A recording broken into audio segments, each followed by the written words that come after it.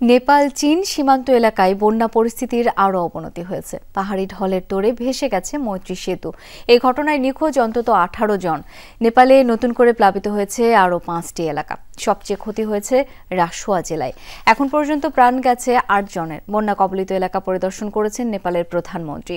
সর্বোচ্চ প্রচেষ্টায় উদ্ধার কাজ চলছে বলে জানিয়েছে কর্তৃপক্ষ। রান্নায় আমার ভালোবাসা Jamuna gas stove. Jamuna gas stove, আধুনিক, নিরাপদ ও দীর্ঘস্থায়ী।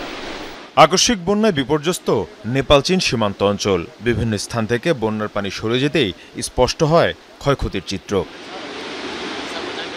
নেপালের দুর্যোগ ব্যবস্থাপনা কর্তৃপক্ষ জানায়, গেল কয়েকদিন ধরেই পানি বাড়ছিল দেশটির ভূতেকোশি নদীতে। এর পাশাপাশি টানা বৃষ্টিতে সৃষ্টি হয় পাহাড়ি ঢল, ফলে দেখা দেয় আকস্মিক বন্যা। মঙ্গলবার সকাল থেকে পরিস্থিতি নিয়ন্ত্রণের বাইরে চলে যায়। সবচেয়ে ক্ষতি হয়েছে নেপালের রাসুয়া জেলায়। পাহাড়ি ঢলের তোড়ে ভেঙে গেছে সেতু, তলিয়ে গেছে বিভিন্ন এলাকা। যোগাযোগ বিচ্ছিন্ন হয়ে যায় অন্তত 5টি এলাকার সাথে।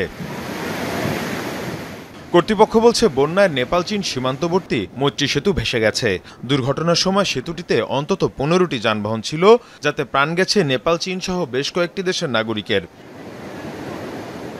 এরই মধ্যে উদ্ধার কাজ শুরু করেছে কর্তৃপক্ষ। ফায়ার সার্ভিসের পাশাপাশি সামরিক বাহিনীর সদস্যরাও যোগ দিয়েছে উদ্ধার কাজে। ঘটনাস্থল পরিদর্শন করেছেন প্রধানমন্ত্রী কেপি শর্মা ওলি।